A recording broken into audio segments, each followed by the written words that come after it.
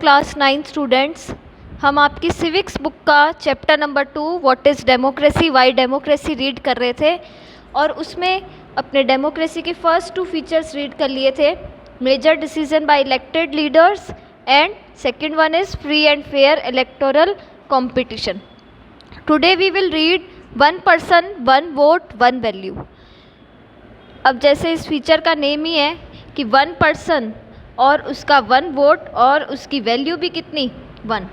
अब देखो स्टूडेंट्स, अपने प्रीवियस चैप्टर में क्या देखने को मिला था अपने को कि जो स्ट्रगल था डेमोक्रेसी का वो किससे लिंक था, कि डिमांड किसकी थी उसमें, यूनिवर्सल एडल्ट फ्रेंचाइज। आप अपनी जो प्रीवियस क्लास है उसमें भी रीड किया होगा आपने सिविक्स की बुक में what is universal adult franchise. Universal adult franchise होता है कि जिसमें जो a person who has attained 18 years or the person who is above 18 years age, he or she can vote in the election irrespective of their caste, religion, ठीक है ना, और gender. ठीक, तो यूनिवर्सल एडल्ट फ्रेंचाइज ये कहता है कि जिस भी इंसान ने, जिस भी पर्सन ने 18 साल जो है और या 18 साल कंप्लीट कर लिए या 18 साल से ऊपर के एज का है, तो उसको क्या है, vote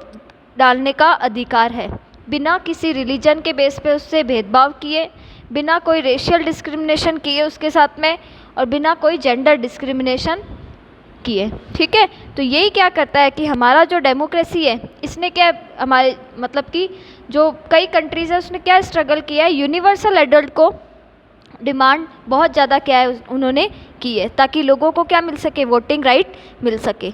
this principle has now come to be accepted almost all over the world. लेकिन ये जो सिद्धांत है, ये जो प्रिंसिपल है, अब ये विश्व में सभी जगह सभी कंट्री ने इस यूनिवर्सल एडल्ट फ्रेंचाइज को एक्सेप्ट कर लिया है। Yet there are many instances of denial of equal right to vote. लेकिन कई अपने क्या एग्जाम्पल्स देखने को लिए मिलते हैं अपने को, या पहले जो है इक्वल राइट टू वोट नहीं था। अब देखिए 2015 तक जो है वो सऊदी अरेबिया में क्या वुमेन जो है वो उनको क्या नहीं था, वोट का अधिकार नहीं था। Estonia has made it citizenship rule in such a way that people belonging to Russian minority find it difficult to get the right to vote. Estonia एक कंट्री है, तो यहाँ पर जो सिटीजनशिप रूल है ना, जो नागरिक जो रूल्स है उसके अंदर क्या है कि जो लोग क्या है रशियन माइनॉरिटी से बिलोंग करते हैं वो लोग क्या नहीं कर सकते हैं, वोट नहीं डाल सकते हैं।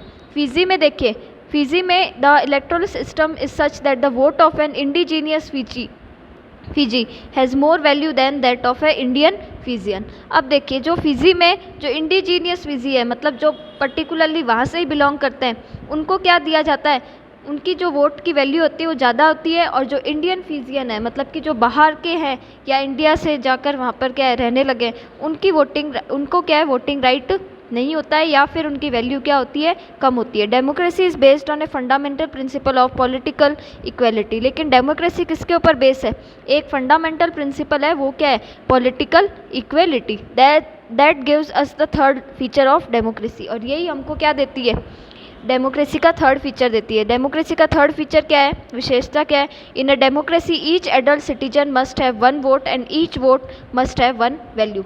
डेमोक्रेसी में, लोकतंत्र में, हर जो एडल्ट सिटीजन है, मतलब कि 18 साल का और 18 साल के ऊपर वाला, उसको क्या होता है, वन वोटिंग राइट होता है, और उसकी वैल्यू भी क्या होती है, एक वोट के बराबर होती है। इसके बारे में अपने ज़्यादा कब पढ़ेंगे, चैप्टर 4 में रीड करेंगे। फिर देखिए rules of law and respect for rights. अब रूल ऑफ लॉ और रेस्पेक्ट फॉर राइट, अधिकार का सम्मान होना क्या है, किसी भी जो भी सिटीजन्स को क्या है कॉन्स्टिट्यूशन में जो उनको क्या है अधिकार दिए गए हैं उनका सम्मान होना बहुत ज़रूरी है।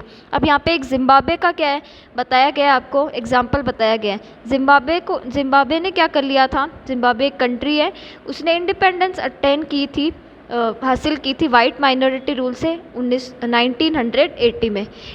तब से जो कंट्री है उधर एक ही पार्टी रूल कर रही है और उस पार्टी का नाम क्या है, ZANUPF। ठीक है ना, क्योंकि उन्होंने क्या, इस पार्टी ने क्या किया था, फ्रीडम स्ट्रगल जो है वो लेड किया था। अब आगे देखिए इस पार्टी के लीडर कौन है, रॉबर्ट मुगाबे।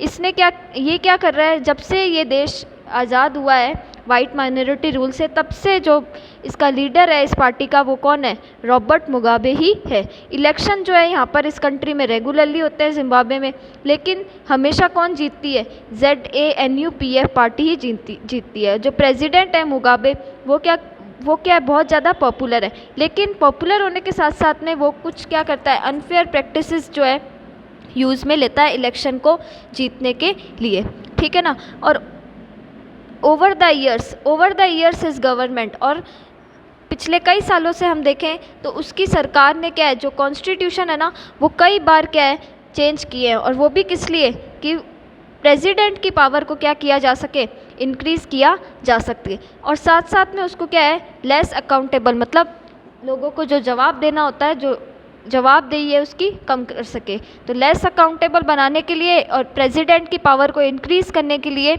इसकी सरकार ने क्या किया है, संविधान जो है, जो कॉन्स्टिट्यूशन है उसमें कई बार क्या लाया है, ये चेंजेस लाया है।